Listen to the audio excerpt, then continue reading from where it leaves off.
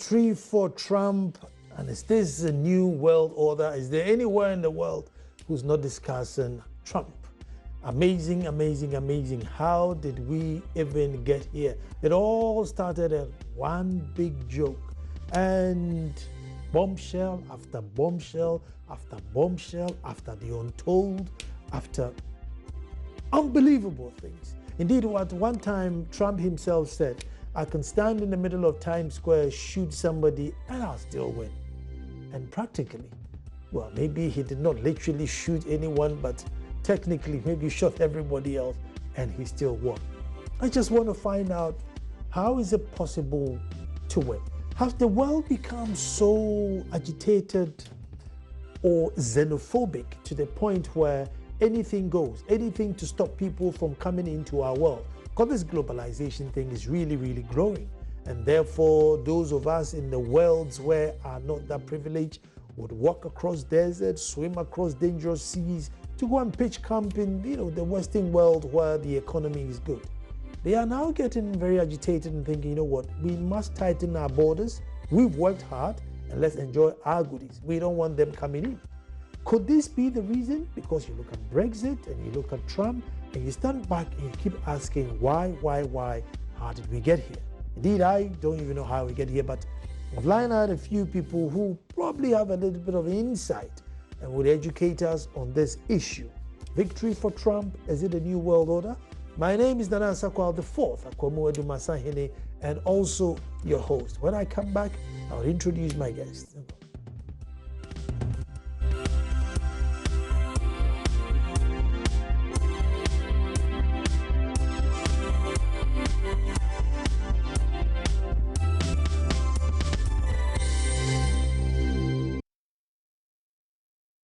Well, thank you very much for staying, and we're just trying to find out, is this the new world order? Victory for Trump, what does it mean? With me in the studio is Francis S.E. Kujo Jr.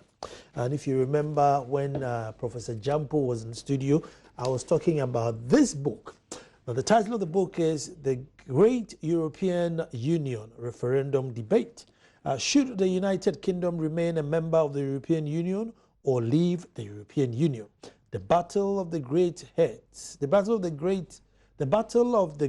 giants, head to head, decisions of all decisions. I was going to read the book and bring the author in, so we'll discuss the book. I haven't finished reading the book, but I brought the author in because he concerns himself with these unions, and so he may have the insight about it. Francis, you're welcome to the show. Okay, thank you for having me, Nana. First of all, let's talk about the unexpected that has happened, Trump victory. Personally, I was all the time, praying that Trump should win. Now that's very weird, because normally black people would have been praying for Clinton to win. So there we have a live Trump supporter in the studio. My wife was here; she probably me punching you. Yeah, that's right. Now this is two main reasons, America has been moving far to the left. It has become more a liberal country. Basically, America is a conservative country. And this great nation, was built on certain values. And those values, which were Christian values, are being eroded. I'm not saying that Trump is a highly religious person, but I felt that during his, campaign, I got the sense that his victory or his presidency will bring a relief to Christians in America. I'm a Christian, so I view world events from the biblical perspective. For some time, Christians have been persecuted in the sense that they can't express their faith. Let me give you an example. There were Christian businessmen who refused to bake, a wedding cake for homosexual couples, same-sex marriage. And these Christians were fine. In fact, they nearly lost, I think they were bankrupted. Why should America, a Christian nation, become so hard on Christians to the extent that they can't express their Christian beliefs. So this is one area I thought that his presidency, Trump presidency, will give Christians the opportunity to be able to express, their view. Because I'm a Christian and I view things from the Christian perspective. Secondly, Trump will seem to have a good relationship with the Russians. Okay. Now, I don't believe in war. Okay. And I believe that his relationship with Putin will more or less make the world a better place.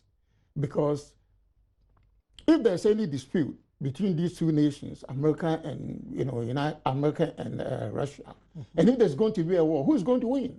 If you don't take them, even the Russians, will annihilate the Americans. So because of Trump's close relationship, which I think it will happen during his presidency, I believe that his relationship with Putin will be a good sign for the world. So this but then his relationship with the rest of the world doesn't seem like he's ready to, there was a headline in Mexico, Trump wins, let's all tremble, and that's just Mexico. I mean, and that's the perception that, look, the guy is in power now, there's chaos. Yeah, you see, the problem is when politicians are on the campaign trail, they say a whole lot of things, okay? But then when they come to the real world, they know that, look, they have to change. Because how could he build a wall, around Mexico to prevent, Mexicans from coming in? Maybe, he didn't put his words, in the proper context. You know what I'm talking about, immigration. But then building a wall is too much. But I think Trump is going to surround himself, with, cool heads to advise him. Because in her concession speech, Clinton, she made a very, very powerful statement that we should all give Trump the opportunity. We must have an open mind and pray that he works for the interests of the American people. So I believe that, once he takes over the reins, at White House, his advisors will be able to steer him so that he govern, for the interests of the American nation and also for the wider world. Let me take you to a quote in your own book. And this is the Employment Commissioner of EU speaking, Laszlo Andor. And he claimed that Britons are nasty for raising concerns about European immigrants who want to abuse our benefit system. Also accused Britain politicians for pandering to xenophobia. Is that the new order? Because you could hear, just as is being quoted in your book here, Yeah, that's right. Our jobs, they're taking our jobs, they're taking this, and protecting this, America first, this, that. Is that the new world order? No, I don't see it as a new order. You see, this is very, very practical common sense, okay? Now, when you talk about Trump, he said he wants to put American first. Well, surely the whole world, we are different nations, okay?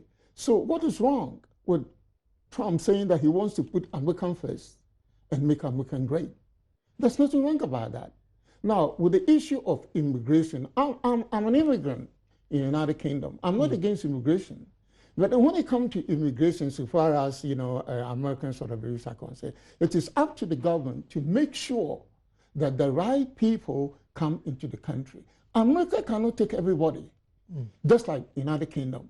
United Kingdom cannot take every human being into their island, and just like United States. Well, you see, it's not everybody who wants to go, even though many people may want to go. But I think the issue here is those who are there legitimately should have their right and their peace of mind. And there's this perception that once you're not of the white color, because there were some people in America who were saying their neighbors were handing, go home nigger, handing them on the balcony. Meanwhile, just before, they were all living in the neighborhood peacefully. As I said, when politicians are on the campaign trail, they see all sorts of things. But then after they have come to the real world, they tend to back down a little bit. As I said, Trump, I believe, is going to surround himself with cool heads, But were you not concerned about his utterances all throughout the campaign? Of course, I mean, somewhere over the top. Yeah, somewhere over there, because, I mean, that is his nature. But as I said, once he takes over power, it's a different ballgame. As I say, he's going to surround himself. He can't rule alone. He needs advisors. So advisors around him should be able to steer him in that direction. But he has a veto. Yeah, of course he has a veto, but then you know that in American system you've got the Congress, you've got the Senate. Okay, so they are all part and parcel of the whole system. So he's not going to, even though the Republicans are now holding the Congress and the Senate, surely there are cool heads around who will advise Trump that, hey, listen, you can't go this way, you can't go this way. And I think he's a reasonable guy. You see, I said, once he comes to power, and then he surrounds himself with cool heads, experienced folks, okay, they'll be able to guide him. Because one instance, they took away his Twitter account. They took away his Twitter account because he was all over the place. But then, he listened to them, they took account, and then, things are moving. So as I said, we must give him the benefit of the doubt. We must have an open mind and let us see what this guy is coming to do. Francis, Obama even made reference that, I mean, if his campaign team can't even trust him with his Twitter account because he can go berserk with it, I mean, are we going to entrust him with the United States of America if we can't trust him with a phone that's got a Twitter account? Now you're going to trust him with a whole nation that's got nuclear codes. Yeah, I mean, it's good, but as I said, look, I keep on coming to the point that when politicians are on the campaign trail, they say all sorts of things to please their base, okay? But once they take over power, then they have come into the real world, okay? And I pray that he will get sound, advisors to be able to guide him, okay? I mean, I don't think that he will be all over the place. He will have, serious people to guide him to do the right things for the American people and then for his allies. I mean, was Mrs. Clinton not moderate enough and more of the status quo? And she just sounded like, the person to be voted for. Yeah, I mean, what you can see is that just like Brexit, the people, the masses have had enough. They want to rebel against the system, the political establishment, just like Brexit. No one thought that the British people will vote to leave the European Union because all the pundits, the experts, the bankers, the businessmen were all, for Britain staying in the European Union. But the masses, the people who are at the deep end, felt that no, it's only the rich men who are benefiting from the system, and we have been left behind. Okay, so then they revolted. You see, just like America. Let's find out why America voted. But on the phone now, I have Dr. Vladimir Enchidansu, my own senior brother. Doctor, you're welcome. Thank you. Good evening. Good evening to our cherished viewers. Good evening to you too. Doc, I don't know. First of all, let me find out, were you surprised at the victory? Not very much surprised. I had been joking around it that there is always winning, because when I looked at the kind of campaigning and I looked at the trajectory, the euphoria within Europe and within America, I thought he had every chance to win. So not very much overly surprised, like some of my colleagues are utterly surprised, and no, it hasn't affected me that way.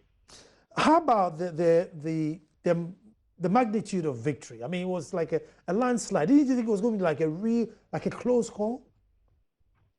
Yes, people are surprised about the magnitude. I am not. Because, look, Trump, like a normal businessman, looked at the opportunities available, created the necessary vehicle for a triumphant kind of victory over what he wanted to do. Like a businessman having seen a certain demand for a certain product, and he creates the condition for loving the product and taking it. So I wasn't surprised. He was appealing to a disgruntled American populace, especially the white Americans, middle-class elements, whose aspirations have always come down when the Democrats are in power. The Democrats have always peddled on some kind of the downtrodden, the have-nots. We can do it for you. We are the better side. All along for the 8 years, and even during Clinton's time, it's like the popular vote has been with the Hispanics, the downtrodden black population, and the downtrodden American who is not rich. But Donald appealed to a population whose values they think have been watered down. Well, yeah, I still have you, I think. Okay. Yeah. And he appealed to them. Look at the tax cuts that he promised to the middle class and the upper class like him. Look at how he was able to appeal to the conscience of Americans. Our values are being, shredded apart. And then he was not calling for isolationism as such, but spreading our values all over the world. Look, whilst Obama was reaching his head and working towards Europe through a TTP, that's transatlantic trade pact, this man was saying, why don't we concentrate on NAFTA, close to us? Why don't we trade more here? Why do we tie our problems with European problems when Europe is also tottering? So he really knew what he was talking about. He has not been in the mainstream American politics as such. He's the first businessman who jumped onto the political trail and has won. And so people were not expecting to have the experience of knowing what to do. And the people caught on well with him. But so how come the whole world missed it, including me? It started like a joke. Yes, the whole world missed because we didn't weigh the candidate. Clinton has the experience. He's popular. He was appealing to vote and he was appealing to populism. Trump calculated and meticulous. And the world did not understand the mood of America. The world has still not understood the mood of the West and the mood of America. Both Trump and Brexit have a lot in common. And we all missed. We missed on Brexit also. Even my brother Francis, hello. Yeah. Hi, Doc. Even Francis missed on that. Francis has written a very interesting book on Brexit. Yes. But his explanations didn't touch the mainstream thinking of why we missed. I think it's for Brexit when I read the book. But again, he was appealing to kind of ontological and spiritual and other things that he thinks will make Britain Britain. But if you look at it, there is a certain mood in Britain that called for the Brexit. The same waves are the same waves that Trump has used. Doc, let me come here. Is it that fear that, look, there are too many visitors coming and they are diluting us, or we are losing our opportunities to people who are coming? We have suffered. We need to gain. We come first. Is it that fear? I mean, that's what that was played eloquently both in Brexit and in Trump's victory. In Europe, for example, look at Britain. Look at Britain as part of Europe, and Europe is expanding from 15 to 34 now. Even at 28, Europe is spreading all its wings towards the east, towards Russia, and it has become more political than economic. And as political as it is, you are bringing in other values from the Eastern Europe, and they don't qualify to be Europeans as such and whatnot, and you have to cater for them. You have to cater for Turkey because of geopolitics and whatnot. The mood of the British is that we are tired. Why are you spreading us too much? And then because of European migration policy, we have to suffer also, and that sort of. Trump used the same thing. That's right. He is not going to actually sack blacks and whatnot and whatnot. The establishment will shape him a little. But that is what he used in catching the votes of the middle class and the upper class, and from the greater majority of the voters in America. I see. I mean, Doc, hold on. Let me come to studio. Let me come to Francis. Yeah, okay. I mean, Francis, so what would be the consequences of a Trump victory to like Africa? Because the whole of Africa, everything, we're running to them for aid this and aid that and aid this. And here's a guy who's saying, look, now I'm looking after my own. Yeah, I mean, it looks, a little bit scary if you are outside because of his rhetoric. But I come back to the point that, you see, once he takes over power, He's going to have advisors. I keep on repeating it. He's not going to rule alone. Trump is not a politician, as Doc said. He's a businessman. He hasn't been in politics all along his life. It's all about business, making deals. Now he's in a different world altogether, and he has to rule with advisors. So these advisors are going to really work on him, to be cool and to do the right thing. So I don't think people should be very worried. As I said, when you're on the campaign trail, you say all sorts of things. But once you come into power, then you have to change to make, the reality of situation. Okay. So I believe that, people, shouldn't be all that scared. Okay. They should just relax. We don't know what he's going to do, but all that I can say, I hope and pray that you will surround himself with good advisors, all right, so that they can help him to rule, effectively. So Africans shouldn't be, worried about Trump victory. Doc. Hello, Doctor. Yes. There's a newspaper article I think in Mexico, and it says Trump has warned, let us all tremble.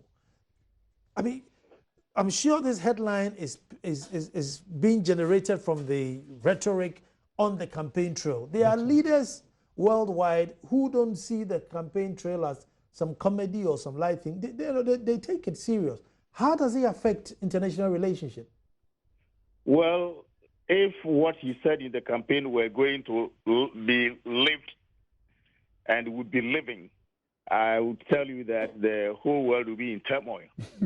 But as Francis rightly put it, campaign pages and whatnot that win elections are not the realities. You can't be the realities. That's right. He is to face real problems immediately. And if you look at some American professors who are writing now, he's inundated on the net. They are warning the three basic things that he's going to face already is the global turmoil, terrorism. He's going to face integration. He's going to face globalization and whatnot, which he hasn't thought about. The next thing he's going to face is his own people, his own establishment. There is a book called Washington Rules. If you get it, please buy it and read, by Basevich.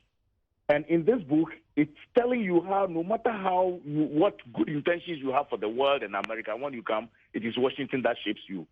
Let me be quick in telling you not what the book says, but giving you an example of what will happen to Trump.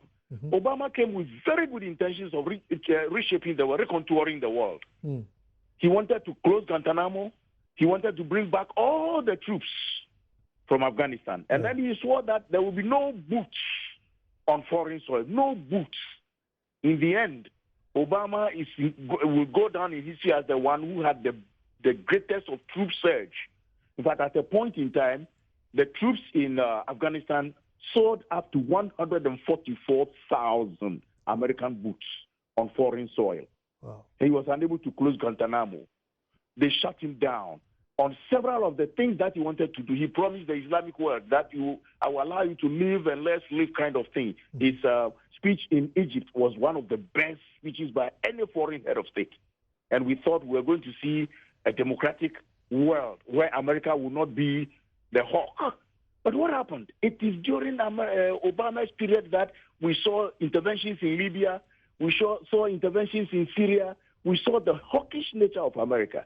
So, no, Trump is going to be shaped, especially so that he has not been a politician, but his erratic nature can create problems also for the world.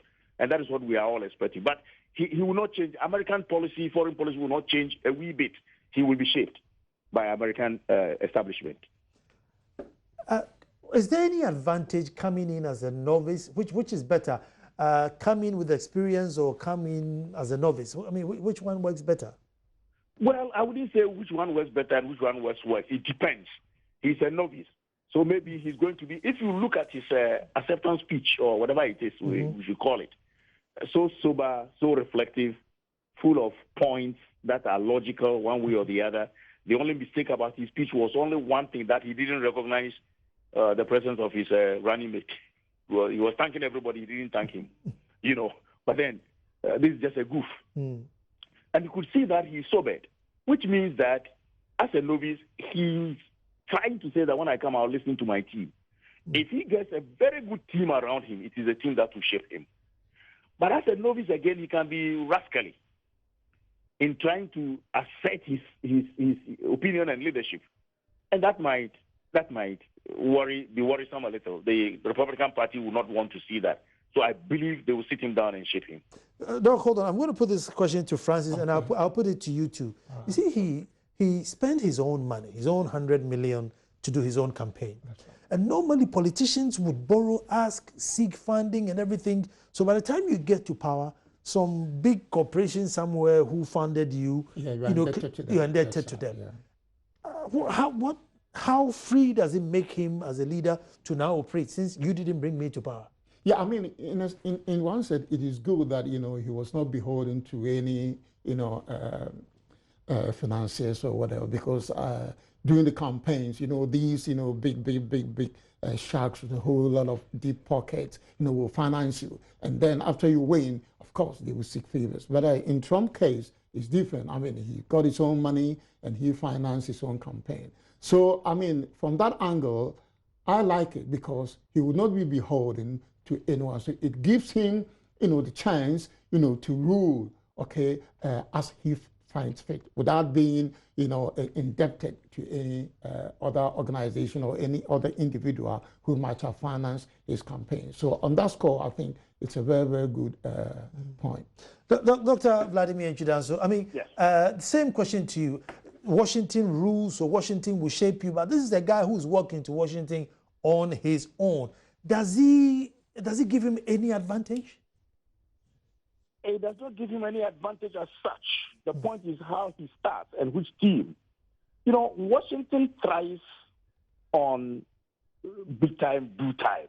I mean, the military industrial establishment is always the pivot of American foreign policy, Americanism, and American republicanism.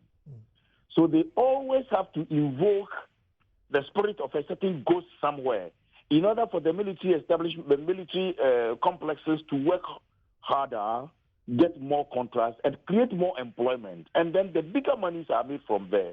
Look at Obama as example as I gave, because they are always invoking, that establishment is always invoking the threat of Russia. Look at what happens. Raytheon gets the biggest of contracts to produce XYZ. New arms and armament are coming in the American direction, where it's not even during Reagan's time did we have that kind of surge. And that is happening right now. And so I believe whether Trump likes it or not, it's been the same game. During Clinton, Bill Clinton, it was the same thing. Always invoking the red. During the Cold War, it was the same thing. Today, it's going to be the same thing. The things that give American money are the things that will be invoked to make sure that Trump plays that card. And since a businessman he is, he will play their card to bring money to America. And as I'm saying, this is not going to change or change much. Maybe the nuances may change. Doc, before I let you go, and this should be your favorite one, what's going to be the relationship between Russia and America now with Trump at the head? If what Trump did in order to get to power is anything to go by, then I think Russia is going to try and normalize, or Trump is going to try to normalize big relationship with Russia. Yeah, that's or the other, vice versa. You know what? My studies tells me that Russians are always happy when the Republicans are in power. Ask me why. Why is that, Doc? It is because from time immemorial, they've seen that the Republicans come and they are forthright. What they want to do, they tell you, I'm going to do. Reagan said, chase me if you can. I'm going to the skies. I'm doing Star Wars. I'm doing this. It forces the Russians to also take their stand. They know what. But when the Democrats come to power, they are bringing human rights issues. They are trying to make the whole world hate Russia. And I tell you, this is written. I mean, the Russians don't like the Democrats. Trump played on that card very seriously by, talking to Putin, promising a visit, and Putin also extending a hand, say, I support Trump. And so that is all very positive in the sense that I think Trump wants a kind of isolationism that will not bring confrontation with Russia. Yeah, and Russia loves that. If you don't believe it, look at how all of a sudden Putin is alleged to have released some wicked information about Hillary Clinton. Yeah. And then again, Russia is alleged to have attacked or used cyber kind of thing to attack the Democratic Congress headquarters. You know, all in favor of whom? Of Trump. So if these are anything to go by, then I strongly suspect that when the two big powers meet, you really have they will have a good rapport, live and let live kind of thing, and the world will be the more peaceful, I believe. Doc, I said it was the last one, but please, what would happen to Iran? Come again? What will happen to Iran? I think with Iran, the Republicans were not very happy when the Iran whatever was signed. But today, Iran has benefited more, and it will be very difficult to reverse that. I do not think Trump will be interested in reversing whatever has been achieved with Iran.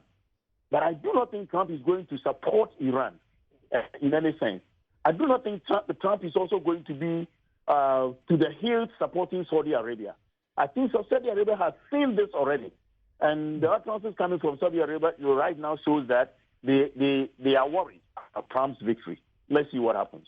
You know, Trump has always complained about this millions of money that were given to Iran to exchange for prisoners. Yes. And also Iran is in negotiation as to how far they can build their nuclear and not. And, you know, Trump doesn't seem to want any negotiation. It's like, look, if you're going to stop them, stop them. What's all this negotiation and money business? I mean, what happens? No. Trump will not necessarily not try to stop. But as I said, Washington will shape him to continue dialoguing, because if Iran has it, no, the geopolitical situation in the Middle East is such that everybody, each of the big powers over there wants to play the big game. Turkey, Iran, formerly Iraq wanted to, Turkey, Iran today, Israel, and Saudi Arabia. So anything Saudi Arabia does, and because of their ethno-religious composition also, it plays a part. Iran being predominantly Shiite and Saudi Arabia being predominantly Sunni. So anything Saudi Arabia does, Iran, you know, and the vice versa. And America has been supporting Saudi Arabia to the hilt up till today. That is why Obama tried to broker that kind of peace. If Trump comes and jeopardizes this trajectory, we will have themselves. But I don't think he would do it. Doctor, thank you very, very much. Yep. Thank you very much. Well, that was an interesting perspective. Oh, yeah, that's what I mean, because all that Doc said, you know, was in, it's perfectly correct, especially Trump's relationship with Russia. You know, because at the end of the day, no one wants war. And if there's going to be a war between the United States and Russia, who is going to win? There's no one going to win. So it is better to have Trump, to have a good rapport with Putin. Okay, now, when it comes to Iran, okay, this is what I want to say, that I am a Christian, so I view world events from the biblical perspective. Take it from me, Iran will become a nuclear power. Okay, now, if you go back to the scriptures, you will read that getting to the end times, okay, Russia, Iran, China, the nations from the north will attack Israel. It's in Zechariah. You see, nothing happens. Whatever happens or whatever is happening in this world has already been foretold in the Bible. Iran is going to have nuclear weapons. They will attack Israel, okay, with the assistance of Russia and China. This is prophesied in the book of Ezekiel. Okay, we don't know when. So all that is happening, you see, the world's problem, no one can solve it. Trump cannot solve the Middle East crisis. The two-state solution that has become, you know, a thorn in the flesh of the global community, no one can solve it. A guy is coming to solve it. And that guy is the Antichrist from the revived Roman Empire, the European Union. And this is the guy who is coming to bring peace between the Jews and the Palestinians. So no one, I will guarantee 100% that the problem between the Jews and the Palestinians It's an age-old problem, and no one will solve it. Okay, we'll come back on that. But let me let me take a quick break, and then when I come back, we'll go on the phone lines and speak to Dr. Echi Kanku. And indeed, he has followed these elections from day one. And if you watched Joy News yesterday, he was here from 10 a.m., 10 p.m., all through to this morning, monitoring everything that went on. So we'll get his, and he's a communication expert, so we'll get his perspective on this issue. Don't go.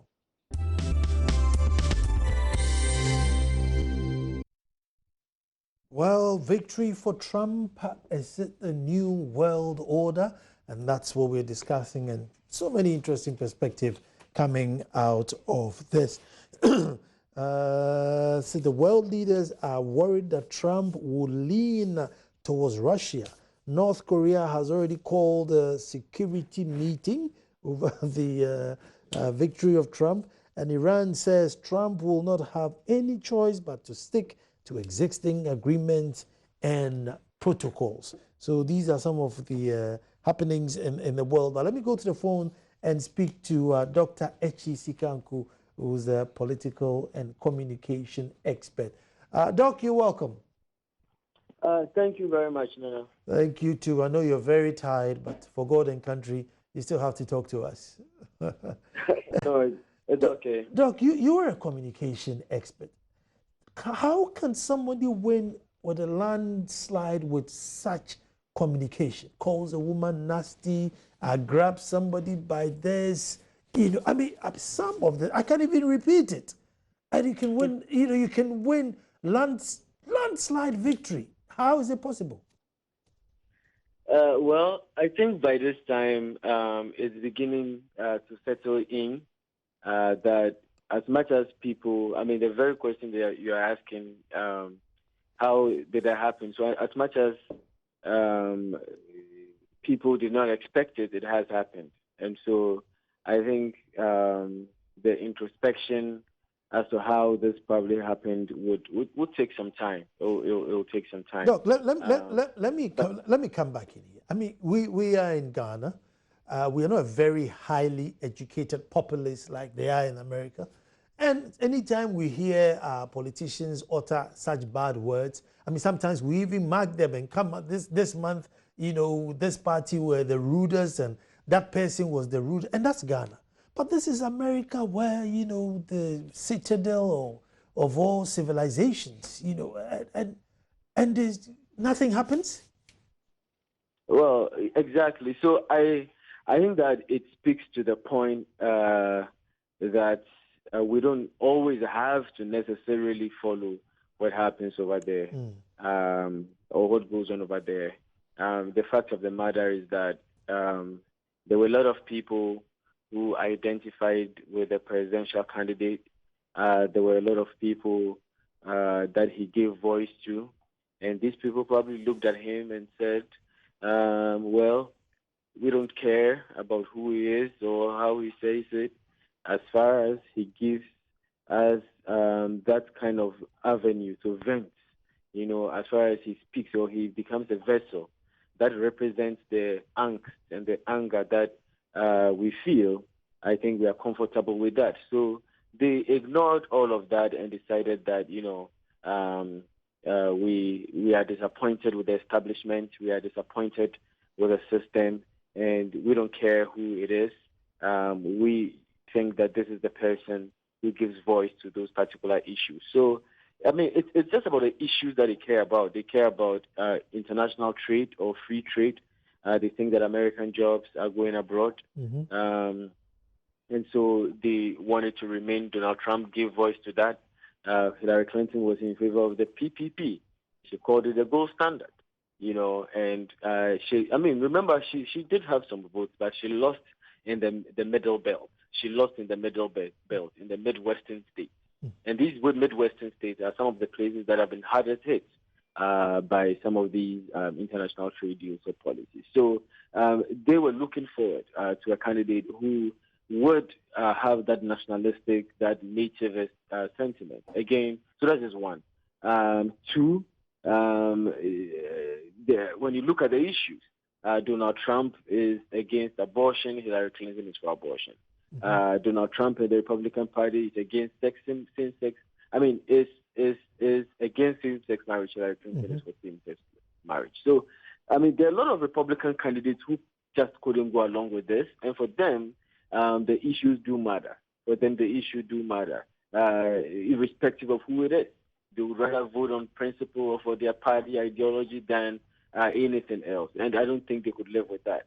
And then there was the Supreme Court issue too. Anybody who was going to be nominated by Clinton, it meant the Supreme Court was going to move all the way to the left, and that is something they can never, ever, ever live with. And I think Donald Trump convinced them with that. So you see, every place is different. It's not easy to just zoom in on one thing. I think it's more complex than that. There's a whole lot going on. And look at, they've gone from Barack Obama to Donald Trump.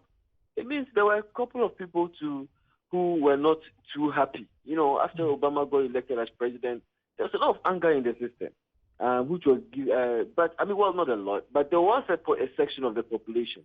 And that is what was exemplified through the Tea Party movement. You remember the Tea Party movement? And Donald Trump gave voice, you know, and visibility to those people, the Tea Party, the Beta movement, who kept saying Obama was a Muslim or was not born in America. So, listen, I mean, we don't have to underestimate the kind of anger, you know, that is festering in the American society. And they probably looked at all of that and said, wait a minute. I mean, Hillary Clinton is just maybe a very, very establishment figure, politician. Well, you know what? I don't care what Donald Trump says. I don't care how he says it.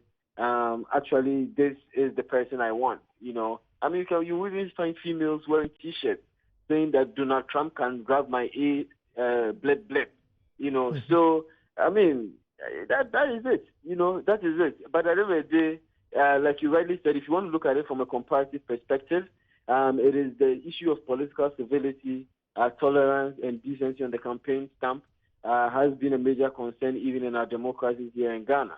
And I think it's why a lot of people have cautioned that it doesn't always mean that we should copy stuff blindly. And some people have even gone further to say that with this, the U.S. has lost some kind of authority, you know, in telling people what to do. So, I mean, it's very complex, and I guess it's not just a single reason, but very, very multifaceted, and it's going to take a long time for this to really sink in.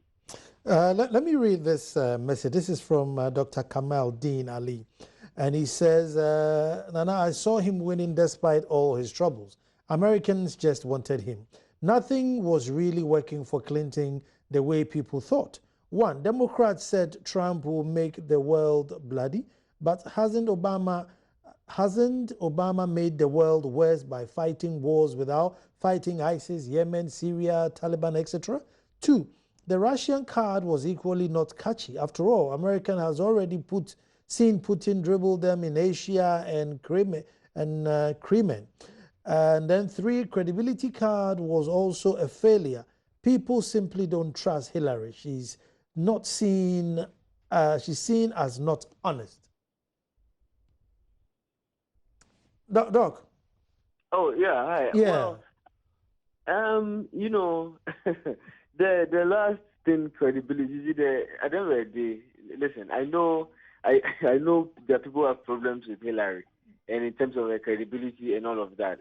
I mean, at the end of the day, the fact is that she made a big mistake, and that was really unacceptable. Let's just face it. I don't think that is something that Americans were ready to forgive her for, and it's kind of a basic thing that you should know. Look, and before I let you go, so what happened to the posters who were giving us all these assurances that we are Agbena? I mean, what happened to them? Who were they talking? You mean the polls? Yeah, the polls. And that's what the polls. That's what the polls. For me, I think what happened was that. Well, there are two ways to look at it. These people who have been doing the polling, this is not the first time. I mean, they've been at this thing for quite a while, and I mean, it has worked to an extent. I mean, it helps all of us to get a snapshot of what is happening. You see, but and so we cannot just use one event to just malign the polls or whatever, because I mean, this is not the first time. It's been going on like for decades. for decades, years. So fine, yes, the polls were off, but the thing is that, and you see, at the end of the day, polls are not even. I find it very surprising when people are always interested in the polls and the latest. Because polls are just a snapshot indication, or it gives us an idea, an indication of where things are going to likely head. But I mean, let's be honest, it is only God who knows the eventual outcome of things. When sometimes you look at the final results, fine. Some polls could be close, some of them could be on point, and all of that. But a poll is a poll. So I think sometimes people put too much emphasis on it. Now, too, there were also other things which I think affected the race. I mean, let's look at the whole thing. James Comey and the FBI, the issue that they brought towards the end of the race, right? The letter that the FBI issued. I mean, that was just unprecedented. For that to happen just a week to an election, I mean, violating the FBI zone. That was very terrible. But if you end on that for me, that was very terrible. Yeah. So I mean, come on, that's just, and I have always admired American democracy for a number of things, and one of it is the professionalism that they have, the Reserve, the Bureau for National Statistics, and all of that. They try to work the Federal Reserve, or they try to work very, very independent. No, I'll end with you here because of time. But thank you so much for the insight. Okay, all right. Thank you, Dr. G, for the insight. But yeah, let me continue, Francis. Yeah, going forward, I'm going to pick on one point, one statement Trump made, and which seemed to capture the mood of the Americans, is that I'm going to make America great. I'm going to make America great. America has lost its respect, so I want to make sure that America gains its respect. This is a very, very serious statement, okay? But how can Trump make America great? Before Trump can make America great, Trump, and for that matter, all the Americans should know the source of their greatness, okay? And this is something, it's a serious subject. I don't want to discuss here, okay? The source of American greatness is very, very important. If we get to know the source of Americans' greatness, then we will be able to determine where America is now and where America will be. This is a very, very, very important subject, and there wouldn't be time to discuss this. So the way forward depends upon what makes America great, and where is America, and where is America going. This is a subject, in fact, I've covered it in this book. What's the title of this book? The special relationship between the United Kingdom and the United States of America. I think what I will do is I'll give you the book, okay? Okay. Yeah, because in fact, I had wanted to give it to you the last time when I came, but I felt that I'll give it to you. But this is very, very, very important. Now, this is a very, very, very, very, very important. The world would have a perspective of why America and Britain used to dominate the world. The special relationship between the United States and United Kingdom and United States of America. Then I'll give this book to you, okay? I'll read it, and then maybe one day I'll invite you so we can have a conversation about it. But you think Trump is going back to the old Christian conservative values? No, I don't think, because, I mean, you see, the system is, look, Trump is not against gay marriage. Is that right? Trump is not against gay marriage. He supports LGBT. Okay, it's just like Clinton, but he was trying to woo the evangelical vote. But as I said from the beginning, one thing I liked about him is the fact he's going to create the condition whereby Christians will not be persecuted. But as I said, Christians are being persecuted in America for expressing their faith, because there was a businessman who refused to bake a wedding cake for same-sex couple. He was arraigned before the court. The businessmen were found, and their business collapsed.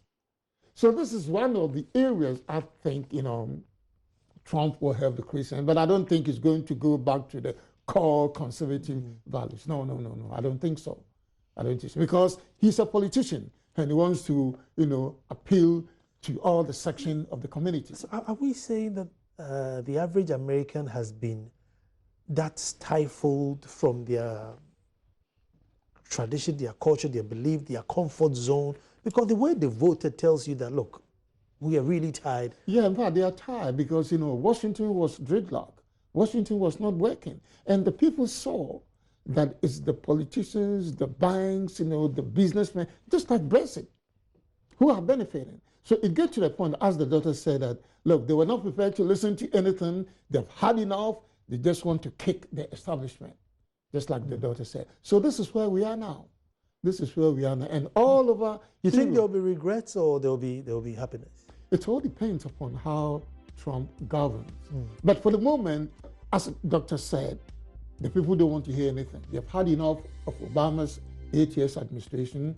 They have had enough of Congress. They have had enough of the Senate. So they want a new guy on the block. And Trump, he's not a politician. He's a businessman. So it's okay. Let us give him a try. Thank you. So I pray that, the guy surrounds himself with cool heads, experienced people to guide him, to rule successfully. Well, thank you very much, as we all do it. But the number is 024-366-2001. 024-366-2001. Tanti's Fashion, they make my shirts for the show just by Nyao Clinic. So if you're in Accra, you can visit them. Or wherever you are in the country, just give them a call and they'll post whatever shirt you do. Male or female, they do everything nice for you. Francis, you're welcome for coming. Thank you. And to you at home, thank you very much for watching. Tomorrow, we'll be back to do this all over again. Thank you. Okay, thank you.